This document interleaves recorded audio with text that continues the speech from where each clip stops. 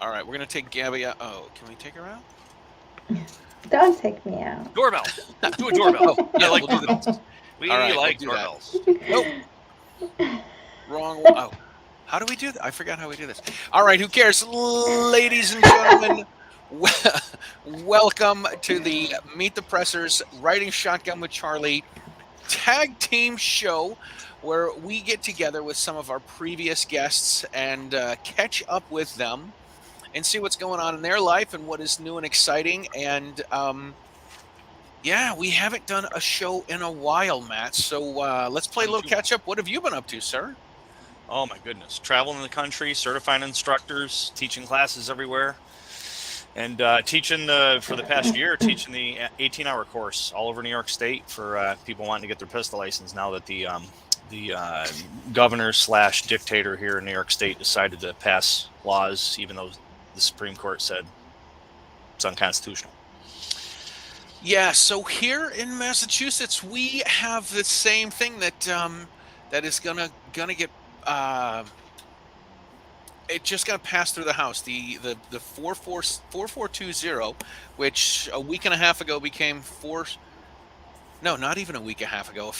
Became 4607, and then it became 4135, I think.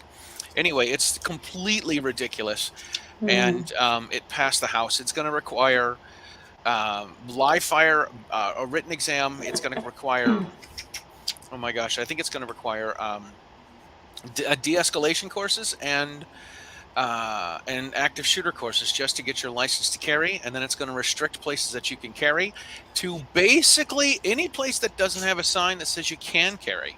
Sounds like New York. So yeah, it sounds like a lot of ridiculousness. For sure. So anyway, that has been that's what's been going on with yeah, that's what's going on here. But we're not here to talk to each other. No. We're here to talk to Gabby Franco. We are. Hey, how are you guys?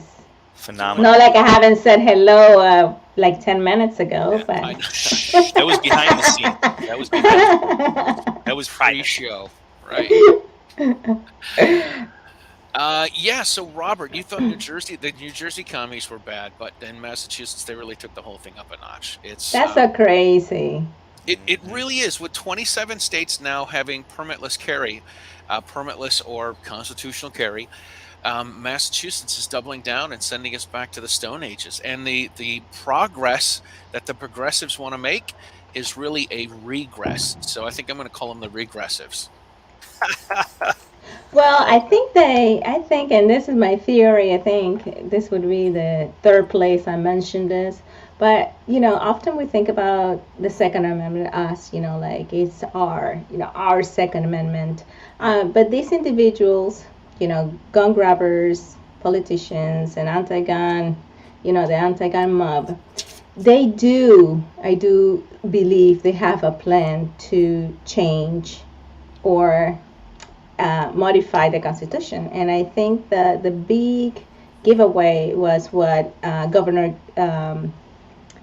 from California, what is his name again? Gavin Newsom. Gavin Newsom said, remember, that they needed to kind of modernize the Second Amendment. To me, that was like throwing the goal for them.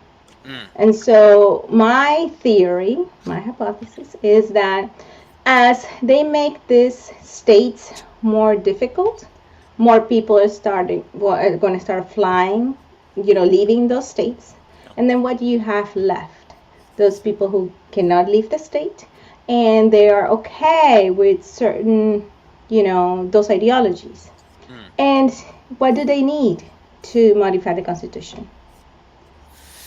Right? Yes, You see, are you following me? I know it seems like a little bit of a stretch, but I don't think it's far-fetched. I'm looking at it as a perspective, as a complete outsider, that I see things as they're happening. You see how people are moving out, and people say, yeah, I'm going to Texas, I'm going to Florida, I'm going to a freedom state. I'm like, yes, but guess what? That's a big, to me, that's my thought. And this is something I've been saying. I think this, like I said, like the third time I say it, because it sounds like a very conspiracy, you know. But I mean, I think Well, is possible. I've always said for a long time, it's either one of two things: either they're ignorant and they don't understand the Second Amendment, which could be some, but at some point you got to realize that if common sense sets in, those people that are ignorant will realize that, oh, this is a tool we could use to defend ourselves against the bad guys. So I'm starting to think that the other side of the realm is they just want the guns gone, because they do want to enact any laws that they feel that they want to, and they have no recourse. We have no recourse against them if they disarm us. I think that's the dictatorship, right? Absolute power corrupts absolutely. I'm at this point, I'm at that, especially with what New York State's done after the Supreme Court ruling with SCOTUS, or the SCOTUS So ruling with right. Bruin.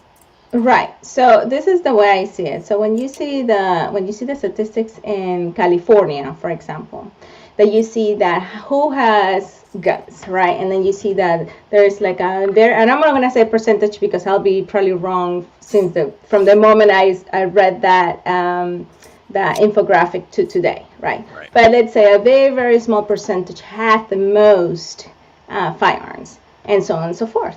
Why is that? It's because, you know, like I always said, the socialists, they are very patient. So this is not a project of next year, 10 years. This is it has been in California for how long?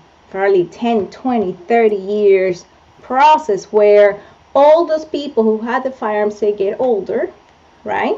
Yep. They get older. These new generations, their rights are, it's more difficult and more difficult and more difficult to get firearms, and they get older and so on and so forth. So basically what they're doing by default are disarming the population, not because it's an automatic disarmament, but it's because they are modifying people's perspectives.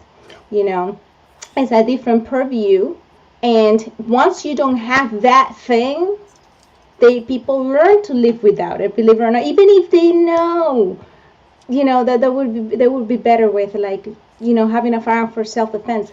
But because the government has created this path that is completely, you know, towards ignorance per se on that specific aspect. Yep. So it's very tricky, you know. We cannot take it for granted as, oh no, it's our Second Amendment. I'm like, yes, but these politicians know what they're doing. Yeah. Absolutely. And also on top of that, they're hitting the schools, because I remember back in school, or at least people that are older than me, saying that they used to bring their guns to school and put them in there. I mean, I used to see them in pickup trucks at school. It wasn't an issue back then, the back window of a pickup truck. Can't do that now because morals and ethics are down the shitter. But yeah, people bring their shotguns to school and go hunting right after school. They don't even want gun safety taught in schools because they want to demonize the tool, the gun. And you know, of course, anything, and Dan Wass says this, anything that they do not like, they're going to put a scary word in front of: assault rifle, ghost gun. Absolutely.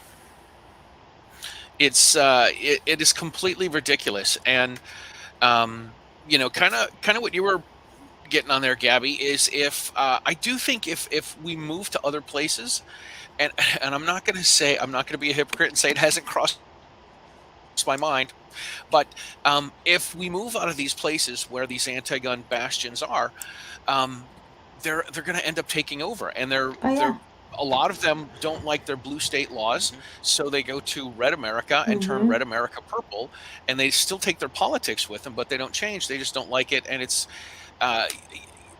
yeah.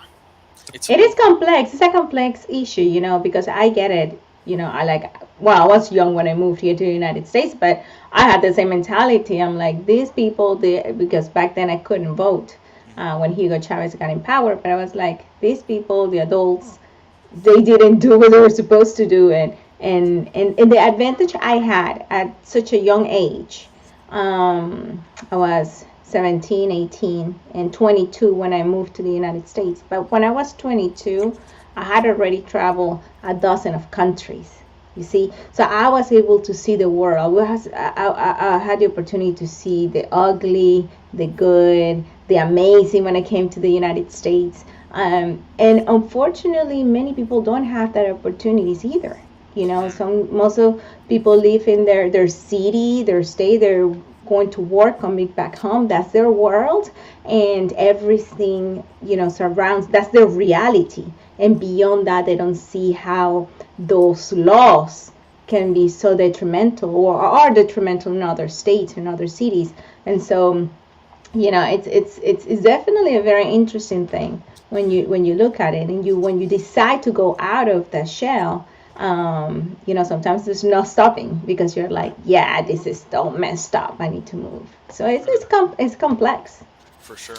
So it definitely is. Go back to you said at 17 you had traveled a lot of countries, and I'm assuming that's the time you were in the Olympics and doing shooting around the world. So right. That's pretty cool at that age. And I think I read something that you were practicing 3-5 hours a day in shooting. Yeah. I was at 16 was my first international competition, and I won my first medal, international medal in Peru. And so, yeah, I was very young. I was just dedicated to it. And this is the thing I always, think about that. Like, look at me like Venezuela. No, look at me like Gabby, Franco from Top Shot or shooting, or just look at me as me, the 16-year-old who lived overseas, who most people would think, obviously, Venezuela is a third world country. And yet I was able to use firearms. I was taught properly. And you would say, oh, maybe, like in the United States, some people say, oh, those people who use firearms like in sports are because they're privileged. I'm like, or I was privileged in Venezuela for whatever reason. You can think that. And then I always say, okay, what about the other athletes who competed with me? What about the other young athletes shooters who competed with me around the world, who were also 17, 18, 19, 20? What were the difference? It's just education. So, I was very young shooting firearms in another country with a different culture and have my own different reality. But yet the reality within firearms was the same. Safety, education, responsibility, accountability.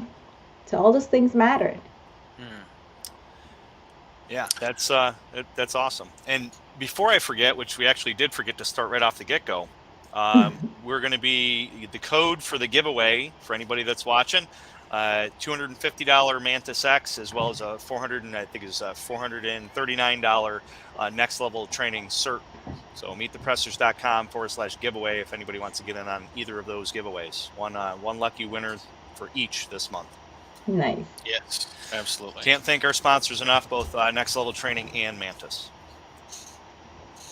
They are. I really parlaying this right into training. When I first got the Mantis, I left it out on my kitchen table for a long time, and I would be making my coffee and dry firing. And yeah, any chance I had, I was able to pull this out and do some dry firing across the house. And then I put it in my range bag, and it sat there for a couple of months. And I'm like, you know what? I need to take this out and put it back on the table. So we. Snake here has a really good question. What do we do now? Because voting out and relying on the courts doesn't seem to be the winning tactic, considering the politicians are defying and ignoring the laws and the courts. Here's my take. Right, I live in a state where when the Bruin decision came out, the governor came out and said, "Oh, we're not going to pay attention to Bruin. We're already paying attention to Bruin," and in Massachusetts at the time, the town police could put restrictions on firearms if they didn't want people to carry them. So they said, we're already doing this because they don't have to come up. Some of the police would want a reason. Some of the police did not want a reason. Then the day after that, the Roe versus Wade decision came down and said, hey, it's not a federal thing, it's a state thing. And then our governor, who's an anti-gun liberal wacko, came out and said, "Hey, you know what? We're not going to pay attention on that decision either. If you want to have an abortion, you can have an abortion. We're not going to make that illegal." So, getting to the point, what the my attorney, my governor, I call her my AGG, my anti-gun governor, was my AGAG, my anti-gun attorney general.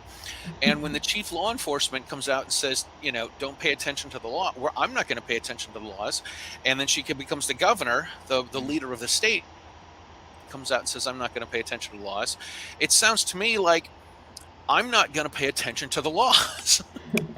If it's okay for you to break the laws, is it okay for me to break the laws? And if we're all breaking the laws, then what do we even need to have laws for? Right. We need them. I don't know if you guys ever saw this. There was some sort of a graphic, and it was one of these plush charts where they're like, here's where the left is, and here's where the right is, and here's where the libertarians are, and here's where the anarchists are, and the anarchists, and here's the communists are way over on the left. I always thought that was interesting, but the more I become a libertarian, I'm like, you know what? If you're not no one's going to pay attention to laws, then what do we need them for? And then I'm like, how close am I to becoming an anarchist? Right? That's so and true. That's a little scary. Yeah. Just leave me alone, government. Leave me alone. Right. That's really what it comes down to. So, Gabby, give us some thoughts on Walther. Walther has been a sponsor of mine in the past. I've gotten some guns and used them for competition, so I love the Walther guns. Are amazing. Let us know a little bit about the history with you and Walther, and what you're running now, both self-defense and also for competitions. So I've been with Walther now for about 6 years, I think. 4 or 5 years. I don't even know now. Probably 4 years. I think we're about to renew contract for 2 more years. But but our history goes back when I used to shoot Olympic shooting.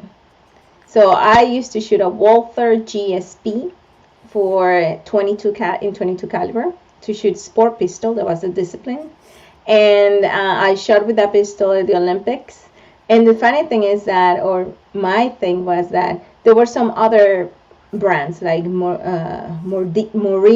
Pardini, and these pistols that I can remember, they will always jam. 22s are kind of finicky, and they look a little bit very kind of fancy. My pistol look very, if you look at the model, the GSP is very, I don't know, very straightforward. Nothing fancy, nothing, special.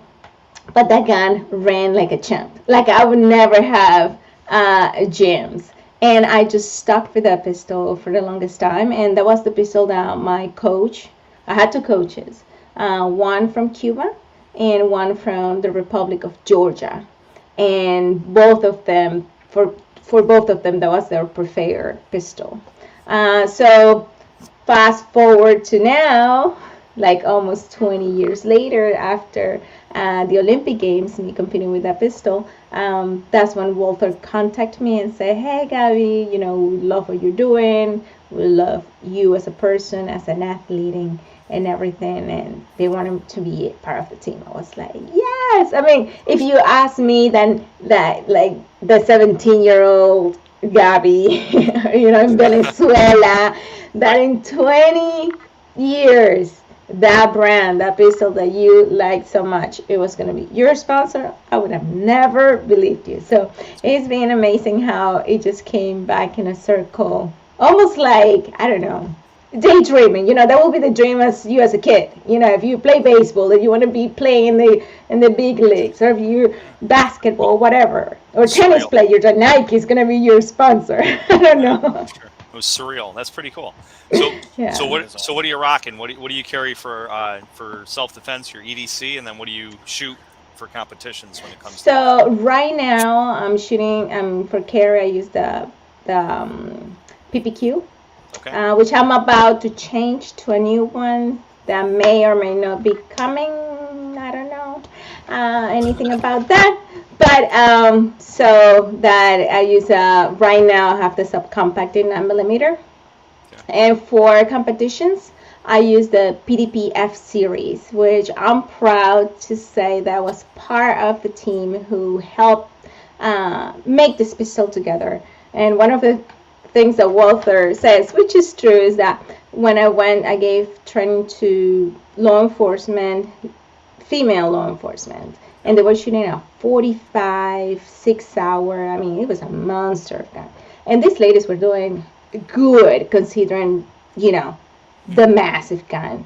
And I always thought, okay, which guns? And I went through the list, and I have small hands. I was like, man, there must be a way that you can have a firearm that can be also that work well for small hands, for medium small hands.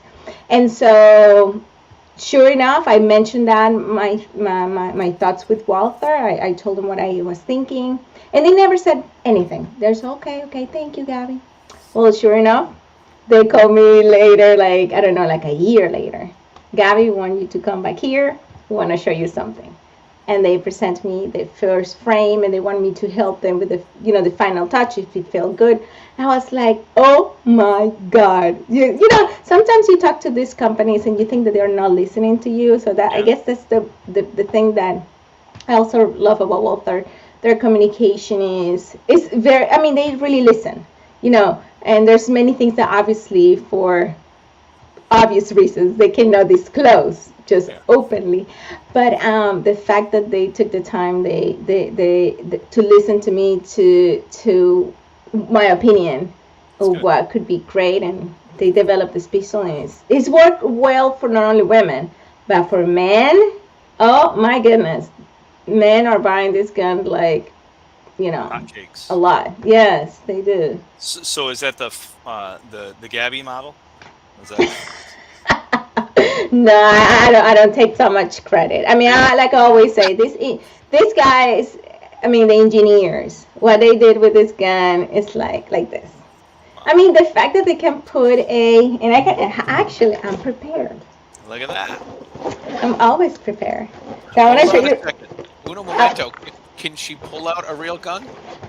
Can I? No. Actually, not on YouTube. That's right. Good catch, Charlie. I was like, show, please show. But yeah. Hold on a second. I have an idea. Okay, tell us. Gabby, I'm going to take you off the screen. While you're off the screen, I want you to take the gun out, and I want you to put it on the shelf to your left. Oh. Can you stage it up on the shelf to your left? Yes. Can you stage it on the left? It may take a little time, but that's okay. Let me tell you right quick what, I don't know, probably. We can try. Or, if you're not holding it, if you just open the case up like this without touching it, with that, I don't know. Well, it's just I don't have anything to I'm just saying in your hands, though, if you just held it like this. No, like, could you just, you tilt the gun on the barrel in the grip and set it like this? I'll try. All right. We'll be back. Oh, well, okay. We'll be here. Gabby will be back. All right, give it a try. All right. While Gabby is gone, we've got a couple people. We got a couple people chiming in here. David Moultrup said he was shooting a 22 Winchester mag with the ammo that's cheap, and people wanted to check it out, which is really, really cool. And we're gonna bring Gabby back. Hey! What do you know? It's the magic of StreamYard, which is not a sponsor, but we're glad that we're on StreamYard so we can make this happen. So one of the things that the Walter did, this is the same concept of the regular of the standard PDP, Walter PDP model. But one thing what they did was that they reduced the trigger bar to not only make the grip smaller, but bring the trigger back to people who have medium to small fingers. So normally when I grip a gun, right, I have to adjust my grip to reach the trigger. Okay, I have to put more finger. This pistol, I just grip like this, and my fingers like this with the trigger. It is, and look when I do this, how small it is. Yeah. My hands. And so when I saw that, and this is the interesting thing, I was so used to shooting these, wide firearms, pistols. Like I used to shoot the Q5 steel frame. That when I got this one, it felt weird. It was like, this is so accustomed to feels it. right. It feels so audibly, and at the same time, you know that it's right because if you have a that grip, you know that it's right. But no, they did an amazing job with that pistol. So Yeah, very proud to put my little grain. I mean, I don't take all the credit because what these engineers did, I take my hat off. yeah, for sure. You made a point earlier as far as that with the engineers and how much time they put into it and their geniusness. Yeah. And it really, it's interesting how many people will take a gun that a manufacturer spends millions of dollars designing and paying hundreds of thousands of dollars to engineers, if not millions, to design it, and they'll take it and they'll, Gucci Glock it, or they'll just throw all these parts in it and then carry it around for a self-defense gun thinking that it's going to work the same. I'm like, nah, man. No. My PPQ, which is what I carry for my duty gun for law enforcement, and then PPS is what I carry off duty. And both of them I have done nothing to, not a single thing. They still got the original sights that came with it. And I'm shooting at 25 yards and I'm getting 250 out of 250 perfect score when I qualify. And I qualify 3 times a year for law enforcement, retired law enforcement, and security. And I use both guns every year to qualify. And, I'm shooting them stock right out of the box, the way they sent them to me. And to your point, I'll never forget the same thing I do for my concealed carry guns. I never change anything. And to your point, I can't remember almost as if it was today. It was probably 10 years ago. I was in the car and I was listening to the radio and they were talking about a case where the lawyers were trying to convince the jury or explain or debate against the prosecution that the guy's trigger job did not really influence much to the fact.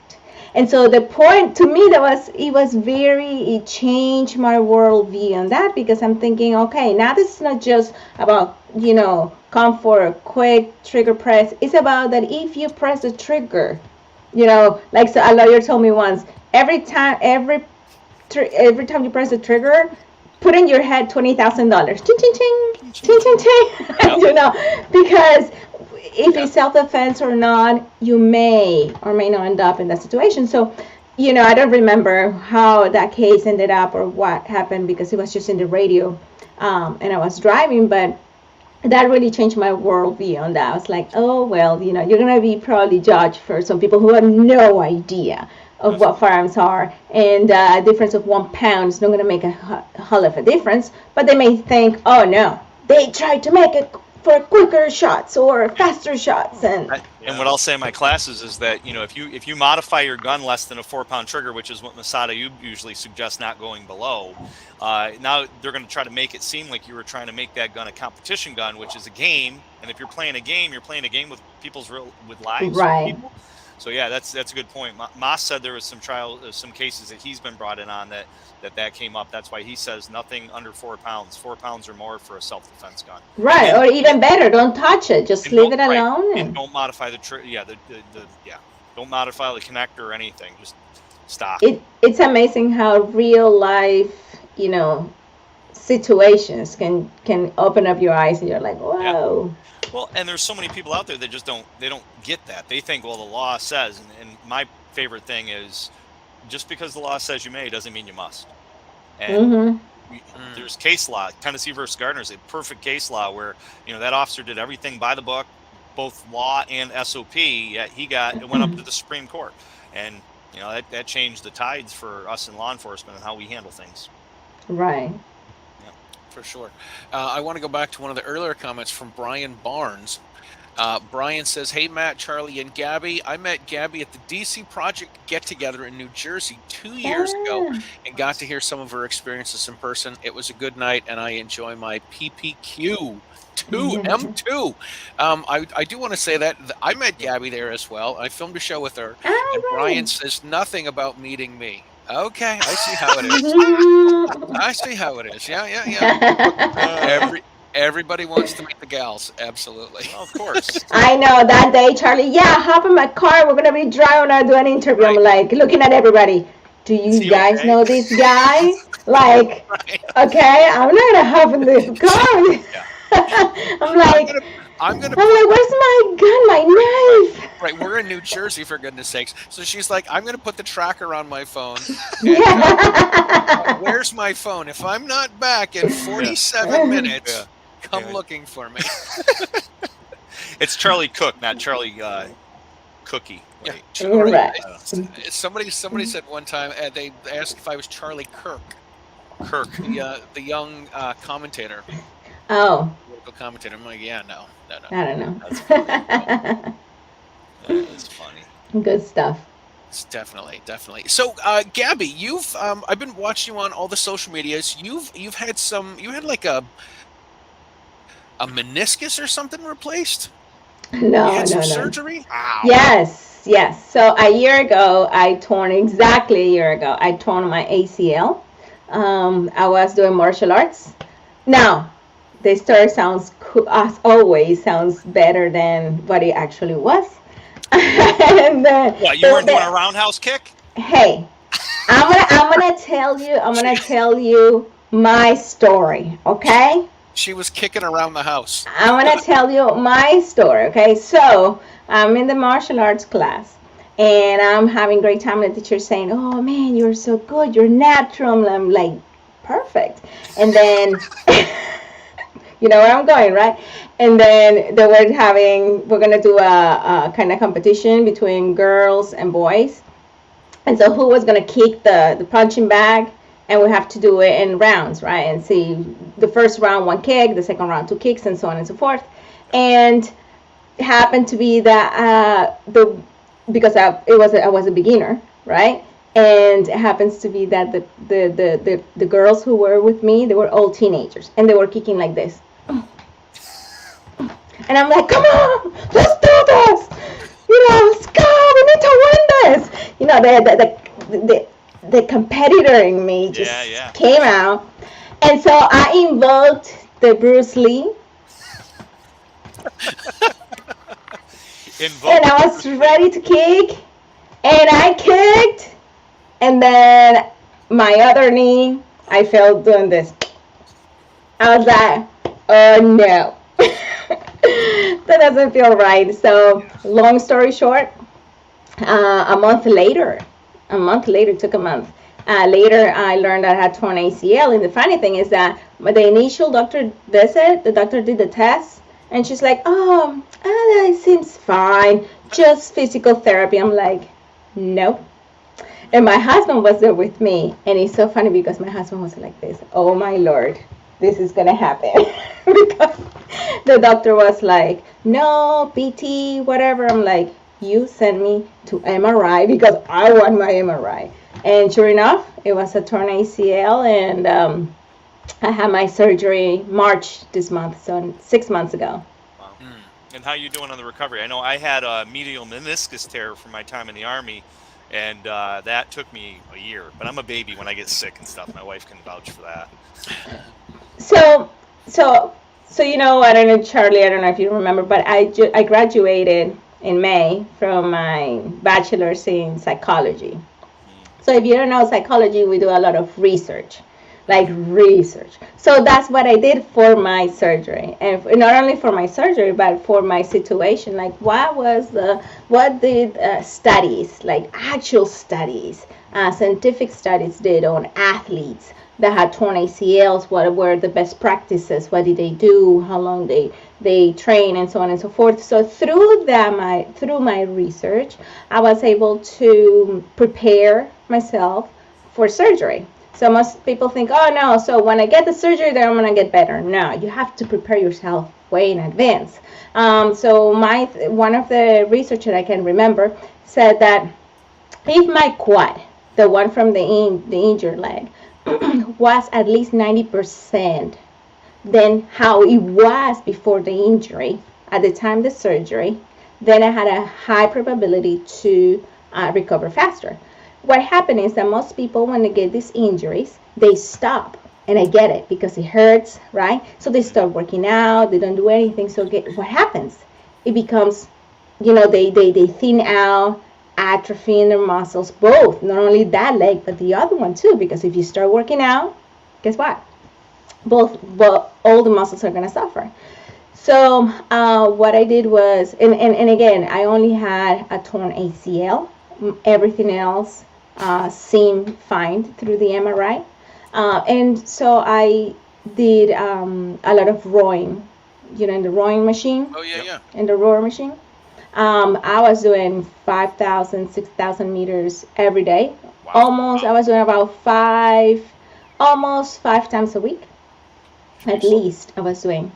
And also another thing I learned through my research is that most people, when you think about the knee, you focus your attention to the knee, right? Oh, my knee hurts, my knee this, and so on and so forth.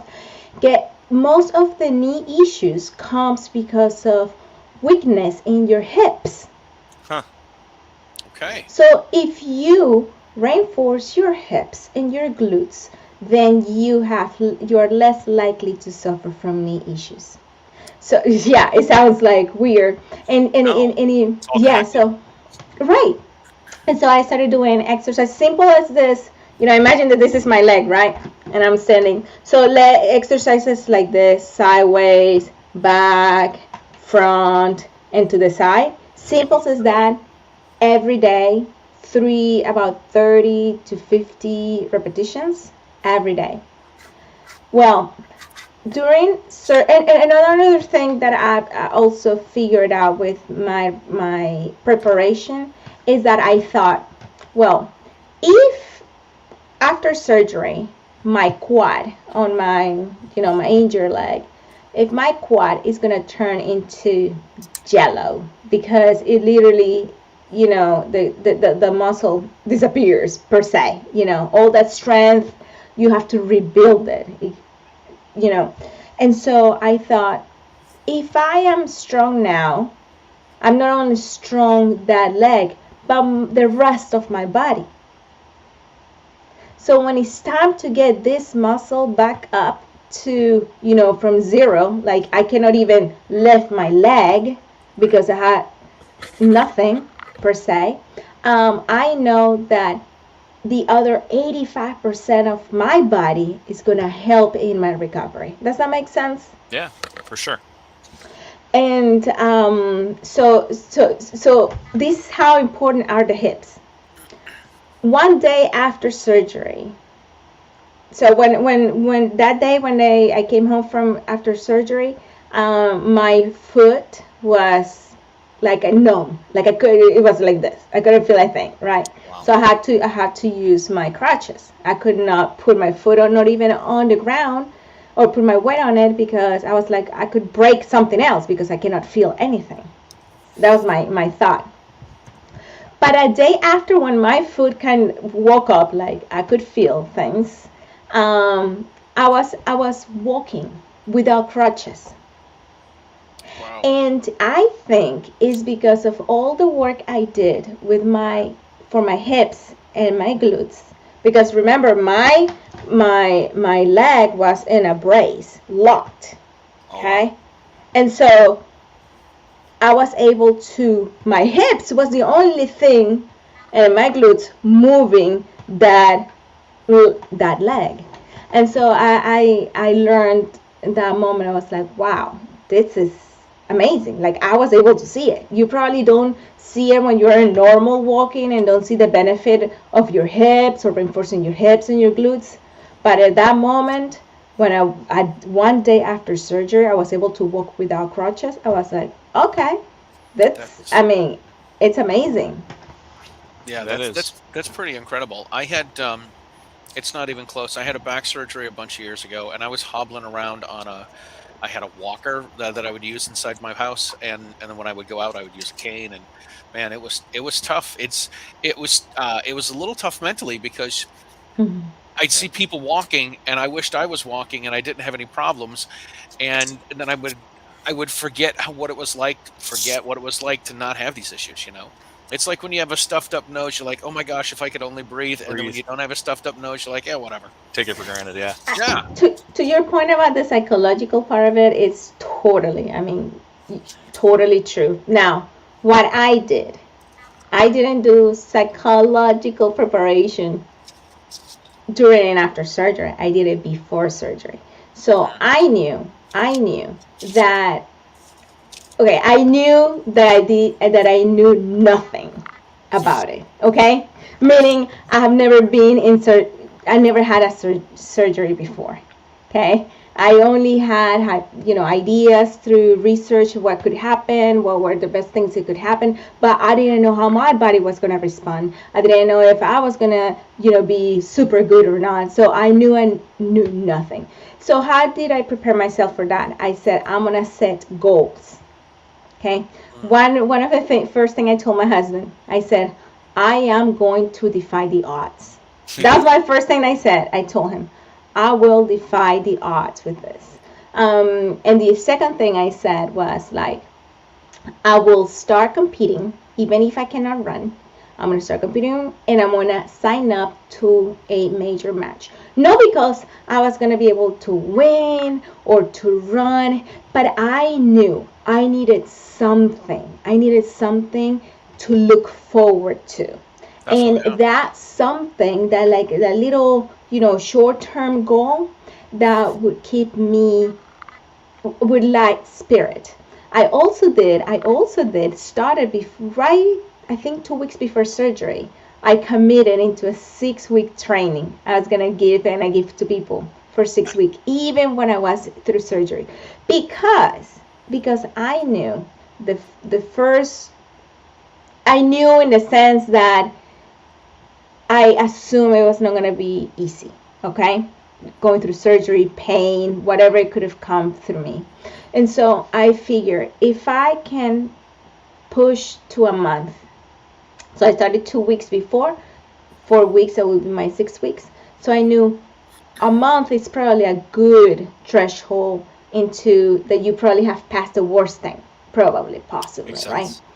And so I said, I'm gonna commit to it. So I committed to every week creating trainings and sending trainings, even if I was tired, even if I was in pain. I was like, I already told these people to sign up because I want to give them this.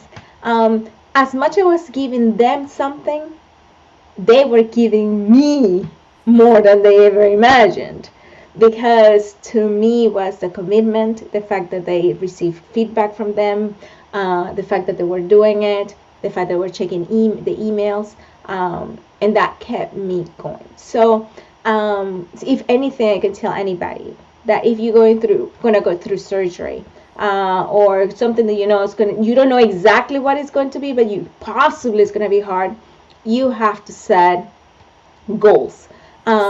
Even if they're not super attainable. Like, I signed up for nationals, and I went to nationals 4 months after surgery. And that was tough because I saw everybody running. Nationals. And I was like, walking. I was like, I'm going to be dead last. But to me, it was bigger than most people could ever imagine. People saw results, right? People you could see, you can go back 3 years from now, look at those nationals, and you can see, oh, here's she last, she was here. And what I have, like, the joy that I was able to be there, that I had, God gave me the opportunity to do that. You miss things that you love. And what's the saying? If you do something that you love, you'll never work a day in your life. That whole saying. So I can just sympathize there. When I had my neck surgery, like, it was, I can't remember how it was, 10, 12 years ago, something like that. I was out for a while, and it just felt so debilitating that I wasn't going to be able to do the things that I normally do. And I'm always doing something, the OCD, ABC, all that stuff that I got. And, I remember one time when you mentioned the hip, I remember probably about 15 years ago, I'm sitting on the couch. I go to stand up, and my hip locked up. I'm like, "Are you kidding me?" And I literally cried because I literally felt like, "Whoa, what am I?" Powerless. Right? Like I've never had anything like that happen, and ever since then, my hip will pop every once in a while. So I'm interested. I think I need to do some hip. I'll let you know all about it. It's very simple, but it's it's amazing. To give you an example. Like I said, my muscle, my quad, it looked like a I mean, a very flimsy, almost like bone and, flimsy muscle. However, the side of my hip, you could see the bump where that muscle existed. So it looked like a bump on the side, not even, on the side. Like while this leg was straight and the other one was like bump and that, because that muscle was developed. And that's what helped me walk.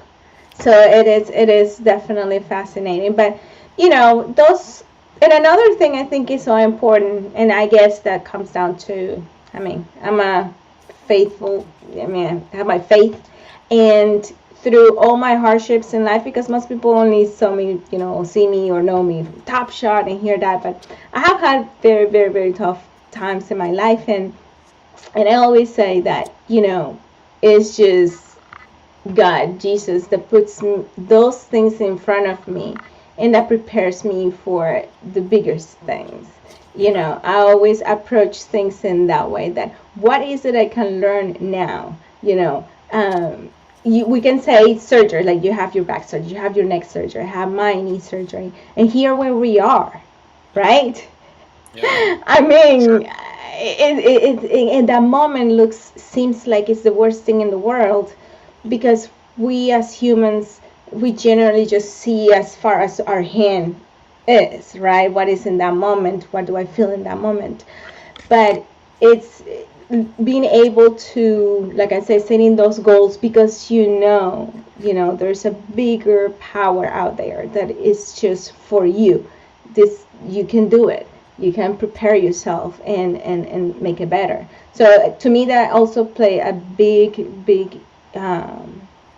my faith plays a big role, and I believe in how my success. Now, when we think success as medals or that stuff, to me all that is irrelevant. Believe it or not, 15 minutes of fame, to me that's useless.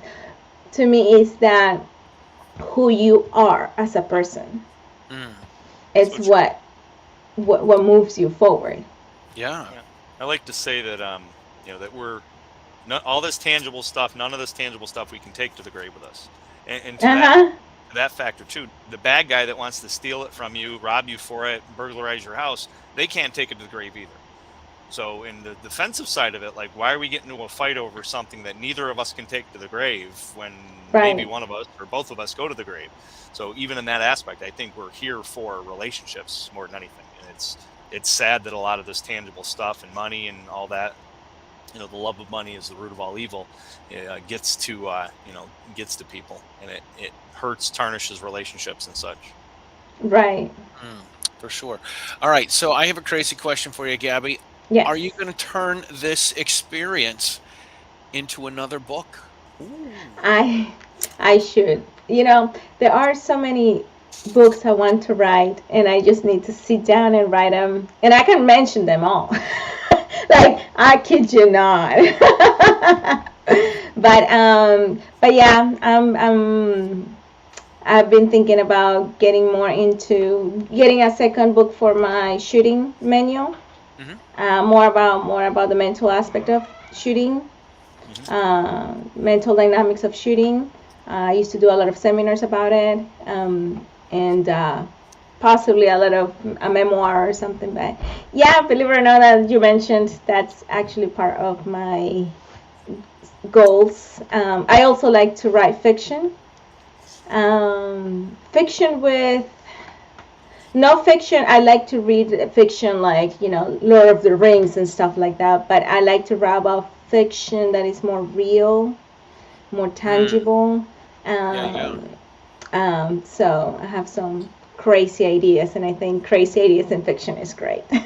So you heard it here first. We'll see. Gabby's going to be putting out more books. And you know what? I have to say it so I can be like, now you said it. Now you have to do it. Right. That's setting that game plan for sure. We need to slate this video. So we've got some people. I'm sure you saw the comments. People that are huge fans of yours, and Jeannie here says that you need to be you should be a role model. So I think if we had a cartoon version of Gabby, that would be really cool for us to get out. Cartoon book for the kids. Yeah, like. I think that would be very cool. Thank you, We thank you. do. I hate. We've got time left, but we do have a hard out because Gabby's got family commitments. Yes. I want to go back to one of these comments that somebody asked earlier Hmm. about the DC project getting renamed, Yeah, I saw that. and it has got renamed. It is now Women for Gun Rights, and I actually texted one of our friends, and I said, I don't know, I saw something teal, and I sent her a picture of it, and I said, "Is this a good thing for the WFGR?" And she's like, "What is that?" And I'm like, "Women for Gun Rights," and she's like, "Oh, yeah." Um, so they were in DC this week. Yes. Are you still involved in the DC project, Women for Gun Rights? Yeah, I collaborate with any organization that works for the Second Amendment. I was there with them yesterday. Oh, I cool. didn't post, yeah, I didn't post pictures. I probably need to post those. We had few visit with a senator. He actually were able to meet him. We visited, I think, with me. I think we did 4 meetings. Nice. And then I had to come back home because, like I told you guys earlier, with my husband, for those of you who don't know, who are watching, is active duty and in the military, and he's an And he's army. active. Yes, and Army. so he's in a training, and that have changed a lot in my schedule. But anyways, so I was able to do that with the ladies yesterday, and it's always an honor to go out there and talking to legislators Mm, and in support of the Second Amendment. And it was a surprise for me too that they changed their name because I'm used to the DC Project. But I think in a way it's better. Yeah. yeah. I do, because when you say DC Project, what is the DC Project? You have to explain it's Women for Gun Rights. Right. And so that is targeted, is direct to the point. You don't have to guess, you don't have to think, you Right. just have to say it. Absolutely. Yeah, Absolutely. it makes sense. Definitely bigger picture, if you will. I always say with the USCCA and the NRA, they probably would have thought about renaming their company or making it something different if they decided to get into handguns or long guns, Mm, Right. right? It is always, sometimes those organizations, they start with a great idea, and sometimes they are born with something small and then turns this into these monsters. And yeah. what are you gonna do? The DC Project was lucky enough that is in that growth process, and that can make those changes. Hmm. Um, but I don't think, like the NRA doesn't affect it whether you are a pistol shooter or a Yeah. rifle shooter. Everybody knows You, NRA. They don't think National Rifle Association. They don't really spell it out like that. right. Right. Right. Right. Right. All right. What else do we have? We have some time left. I do want to plug that we are doing a giveaway before 8:30. So if you have not emailed or sorry, sent an email or gone to meetthepressers.com/giveaway, you need to go there and enter so that you can enter to win a Cert pistol or a Mantis X, which are our sponsors, and we're grateful for them for all they've given us for us over. We've been doing the show for like what, a year and a half? Something like that. Yeah, we just renewed the Nice. Has it StreamYard, even? so it's. Wait, has it even been that yard long? I think it has. Yeah, I know we just renewed StreamYard for another year recently, so it's been over a year for sure. So we're pushing. Oh, that's Probably. right. We did a Christmas show last year. Yeah, it's been Mhm. about a year and a half. That's what I Yeah. thought. Yeah. Very That's cool. pretty Yeah, that's cool. right. It was Christmas Yeah. show, and so Well, it's if you just don't mind, I would like to, my other sponsors, Primary Arms. They love them, are love them. huge, huge, huge supporters. Even through surgery and everything, they have been very gracious, understanding. I still stay on the loop of everything and doing other things. But I'm very, very thankful for their support, of course, Yeah, as yeah. well as Walter. Yeah, primary arms. I just got a scope from Ken. He sent me a scope for a video I'm doing for Mantis, for Tactical Life. I've got a suppressor of theirs coming in, and then a scope from Primary Arms. And Henry sent me their one of their 4570 lever actions. So I'm going to do a collaborated video for all of them. Nice. Yeah, That's so awesome. Primary's cool. Very cool. Someone just asked, what is the code? Robert, the code is Gabby, Gabby. Yep. It's right at the bottom of the screen. Yes, right down there. So Primary Arms Walther. What else do you have coming up this year, Gabs? Well, just training, just doing my stuff, and as much as I can, and kind of that's the thing, it's situations like this, a life change you, and you are like, oh my goodness, but it's his family, it's a military life, and what do? You adapt. Yep. So that's some of the ideas of writing my new shooting manual. That's probably one of it. My husband is in this training for 10 months, and he has been in it for only 3, so I still have 7 months to go, and who knows what's happened when he gets in his new rank or position or whatever. Right. So I'm still imagining myself and doing things in the process. I mean, I'm always open with that. Like I told Primary Arms and Walther, hey, this is what it is. What can you do? Support. I mean, I love my family, and my family is always first. But as you can see, I'm always doing stuff and adapting. That's like I tell people, you just have to. Even when things are different, when you feel like, oh my God, what am I gonna do? What I'm normally do, I cannot do that. You can always look ways if you're open to do that. It's often that we get blocked up, like, oh, that's it, and no, the world is so, so open to many things. To give you an example, and I'm gonna say this quickly. When I was normally competing before my injury, I was full USPSA. When I got injured, and for a moment I thought, oh my goodness, what am I gonna do? Because I had to cancel a bunch of major matches and stuff, and just the fact that I was gonna get surgery and all that stuff, right?